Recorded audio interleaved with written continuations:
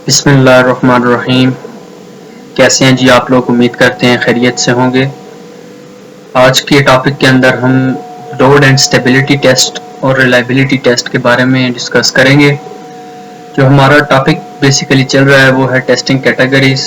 Previous video के अंदर हमने जो बनाई हैं उनमें हमने जो रिमेनिंग पहली जो 8 हमारे पास टेस्टिंग कैटेगरीज हैं या टाइप्स ऑफ टेस्टिंग टेक्निक्स जो हैं हमने वो डिस्कस की हैं। आज हम load and stability test and reliability test इन दोनों के बारे में डिस्कस करेंगे। तो पहले हम लोड एंड स्टेबिलिटी टेस्ट क्या है पहले इसे देख लेते हैं, फिर रिलायबिलिटी टेस्ट के बारे में पढ़ते हैं।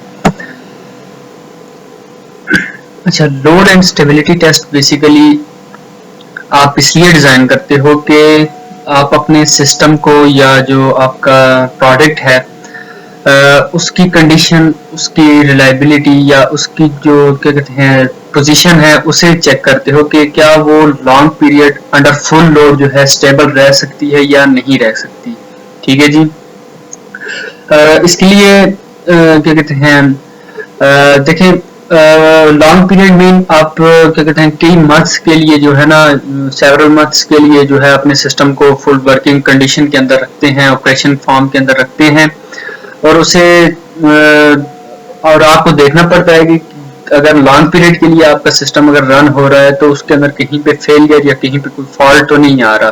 ठीक है। लेकिन देखें, अगर हमारा एक सिस्टम, आप यूं कह लें कोई भी अगर हमारा सिस्टम है या कोई प्रोडक्ट है, अगर वो क्या कहते हैं 1 मंथ के लिए अगर कंटिन्यूसली विदाउट एनी रीस्टार्ट चलता रहे तो उसके लिए उसके अंदर काफी जो है ना एरर या उसके अंदर प्रॉब्लम्स आ सकती हैं, जिनमें है आपका कह लें कि आपका सिस्टम जो है वो स्लो हो सकता है, उसकी जो प्रोसेसिंग है वो स्लो हो सकती है, जो सिस्टम की फंक्शनैलिटीज हैं, प्रोडक्ट की जो फंक्शनैलिटीज हैं वो भी डाउन हो सकती हैं, उनके अंदर प्रॉब्लम्स आ सकती हैं। ठीक है। या यूं कह लें कि फ्रंट एंड पे आपके पास तो सिस्टम जो है कंटिन्यूसली रन होता हुआ आपको नजर आए, लेकिन बैक एंड पे उसके अंदर कुछ ना कुछ इस तरह का उसकी स्पीड की वजह से या उसकी प्रोसेसिंग की वजह से जो है ना कुछ इस तरह से जो है फॉल्ट आ सकते हैं जिससे साइलेंटली आपका सिस्टम जो है फेल हो सकता है। ठीक है जी। और लास्ट वन के आपका सिस्टम या क्या कहते हैं हार्डवेयर कंपोनेंट आप भी कह लें या सिस्टम के मॉड्यूल्स कह लें, 1 बाय 1 में भी उनके अंदर भी कुछ इस तरह के प्रॉब्लम आए कि वो क्रैश हो सकते हैं। देखिए, आप क्या कहते हैं लॉन्ग पीरियड के लिए अगर कोई सिस्टम को आप रन, किसी हार्डवेयर को भी अगर आप रन कर रहे हैं तो उसके प्रोसेसर हो गया या कुछ इस तरह की मेमोरी वगैरह या जो भी कह लें कि हार्डवेयर जो आपके साथ कंपोनेंट अटैच हैं उनके अंदर भी प्रॉब्लम आ सकते हैं। ठीक है जी। तो अब इसके लिए अब ये जो जितने भी हमारे पास प्रॉब्लम आ रहे हैं, ठीक है जी, इसके लिए आपको ये क्या कहते हैं लोड एंड स्टेबिलिटी टेस्ट करना पड़ता है। ठीक है। लोड एंड स्टेबिलिटी टेस्ट के अंदर आप अपने सिस्टम को देखते हो, आप अपने सिस्टम के ऊपर जो है ना फुल लोड मीन उसकी जो लिमिटेशन है वहां तक आप अपने सिस्टम के ऊपर उसको क्या कहते हैं ऑपरेशन फॉर्म के अंदर लेके आते हो, पूरी की पूरी उसके ऊपर काम करते हो।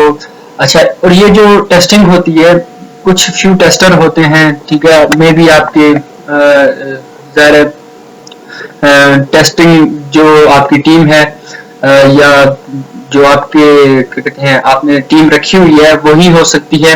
अब वो क्या है करती है कि आप वर्चुअली जो है ना नंबर ऑफ यूजर्स को आपके सिस्टम के ऊपर बढ़ाती जाती है, तो वहां से आपको आइडिया होता है कि जी आपका सिस्टम जो है ना ओरिजिनल या क्या कहते हैं रियल एनवायरनमेंट के अंदर किस तरह से बिहेव करेगा।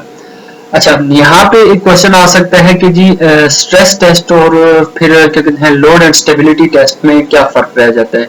तो उसका आंसर ये है कि देखें, हमारे पास जो लोड एंड स्टेबिलिटी टेस्ट है उसका ऑब्जेक्टिव क्या है कि ये इंश्योर करना कि आपका system for a long period जो है ना ऑपरेट कर सकता है। ठीक है।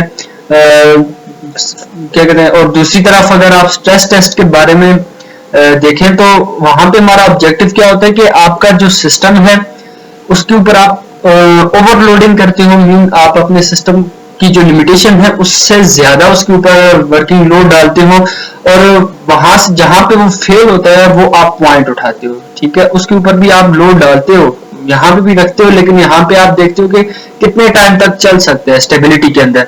और स्ट्रेस टेस्ट के अंदर क्या है कि कौन से पॉइंट के ऊपर जाके आपका सिस्टम फेल हो रहा है, और वो पॉइंट आप अपने लिमिट रख देते हो, या यूं कह लें अगर वहां पे वो लोकेशन, जिस लोकेशन पे वो आपका एरर आ रहा है, उसे आप क्या कहते हैं, उस फेलियर को आप वहां से रिमूव करते हो। तो बेसिकली इन दोनों के अंदर यही डिफरेंस है, ठीक है जी। अच्छा जी, नेक्स्ट चलते हैं जी रिलायबिलिटी टेस्ट। रिलायबिलिटी टेस्ट का मतलब है कि जी probability of failure free software, ठीक है। मीन के आपके सॉफ्टवेयर के अंदर या क्या कहते हैं कितने परसेंट ऑफ चांसेस है कि आपके प्रोडक्ट जो है फेल हो सकती है, या क्या कहते हैं, या कॉन्टिन्यूसली क्या कहते हैं एक स्पेसिफिक एनवायरनमेंट के अंदर कितने टाइम ऑफ पीरियड के लिए रन हो सकती है, ठीक है जी। रिलायबिलिटी टेस्ट के अंदर आप ये इंश्योर करते हो कि आपका जो सिस्टम है वो ऑपरेशनल फॉर्म के अंदर कितने टाइम ऑफ पीरियड या कितने लॉन्ग पीरियड ऑफ टाइम के लिए रन हो सकता है। अच्छा, रिलायबिलिटी टेस्ट के अंदर आप ये चीज भी इंश्योर करते हो कि जी आपका जो सॉफ्टवेयर है वो रिलायबल मीन के जो कस्टमर है या जो स्टेक होल्डर है वो कितना इसको एक्सेप्ट कर रहा है। मीन क्या कहते हैं, जो कस्टमर है, जो उसने रिक्वायरमेंट में जो चीज बताई थी, क्या वो ही चीज उसको मिल रही है या नहीं मिल रही, मीन के यूजर एक्सेप्टेड सॉफ्टवेयर है या नहीं, ठीक है। उसके बाद आप क्या कहते हैं ये सेटिस्फाई करते हो कि जिस पर्पस के लिए आपने सिस्टम को बनाया था क्या वही आपको मिला है या नहीं मिला, ठीक है। देखिए रिलायबिलिटी टेस्ट के अंदर आप क्या करते हो कि आप टेस्टिंग फेज को चलाते हो, इसके अंदर अपने सिस्टम को क्या कहते हैं ऑपरेट करते हो और टेस्ट करते हो, और जहां जहां पे आप फेलियर ऑब्जर्व करते हो, फॉल्ट आ रहे हैं, फेलियर आ रहे हैं, उन जो भी बग्स आपको मिल रही है या आपको नजर आ रही है, उन सबको रिमूव करते हो और उसके बाद अगेन उसी प्रोसेस को या उसी टेस्ट फेज को अगेन उसके ऊपर रन करते हो, ठीक है। इसका पर्पस बेसिकली हमारे पास क्या होता है कि अगर हम फॉर एग्जांपल कहीं पे हमें जो डिफेक्ट नजर आया है हमने उसे रिमूव किया है, क्या दोबारा वहां पे तो कोई एरर नहीं आ रहा, ठीक है जी। तो रिलायबिलिटी टेस्ट का हमारे पास बेसिकली मकसद क्या है कि रिलायबल है या नहीं है। रिलायबल मीन के यूजर एक्सेप्टेड सॉफ्टवेयर जो यूजर ने डॉक्यूमेंट्स के अंदर या रिक्वायरमेंट फेज के अंदर आपको बताया था क्या वही उसको मिल रहा है या नहीं मिल रहा, ठीक है जी। तो ये थे आज हमारे पास क्या कहते हैं दो सिंपल सी टेक्निक्स, रिलायबिलिटी टेस्ट और क्या कहते हैं लोड एंड स्टेबिलिटी टेस्ट, ठीक है जी। एक दफा फिर दोबारा से लोड एंड स्टेबिलिटी टेस्ट के अंदर हमने देखा है कि आप अपने सिस्टम के ऊपर फुल वर्किंग लोड डालते हो, ठीक है, और चेक करते हो कि कितने लॉन्ग पीरियड के लिए आपका system continuously without restarting, without stop आपका जो है या विदाउट शटडाउन आपका सिस्टम जो है कितने टाइम के लिए रन हो सकता है, ऑपरेट हो सकता है, ठीक है।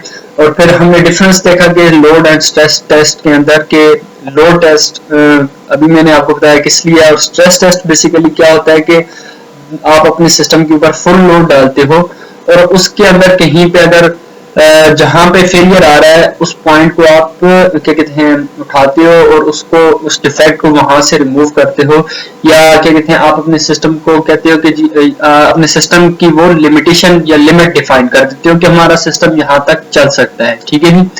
फिर उसके बाद है रिलायबिलिटी टेस्ट। रिलायबिलिटी टेस्ट के अंदर आप ये इंश्योर करते हो कि जिस पर्पस के लिए आपने सॉफ्टवेयर बनाया या जो यूजर को रिक्वायर था, जो यूजर ने डिमांड की थी, क्या वही आपने बनाया या नहीं बनाया।